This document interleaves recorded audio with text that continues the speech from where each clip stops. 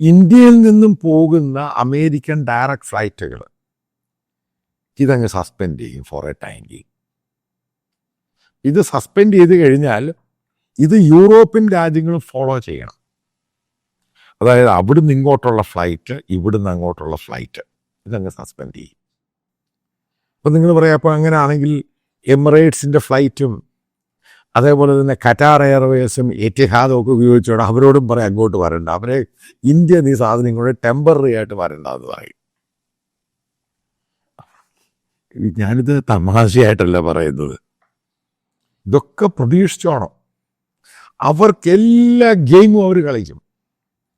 അവരിപ്പം Russia economic collapse ഉണ്ടാക്കണമെങ്കിൽ അത് ഡയറക്റ്റ്ലി ഇൻഡയറക്റ്റ്ലി ഇന്ത്യയുടെ എക്കണോമി കൊളാപ്സ് ആക്കുക എന്നുള്ള ഉദ്ദേശം. അതേപോലെ തന്നെ ഒന്ന് ആലോചിച്ച് നോക്കണം, അങ്ങനെ വരുന്ന സന്ദർഭത്തിൽ ഏകദേശം 50 ലക്ഷത്തിൽ പരം ആൾക്കാരാണ് ഇന്ത്യൻ ഒറിജിൻ അവിടെ ഉള്ളത് അമേരിക്കയിൽ.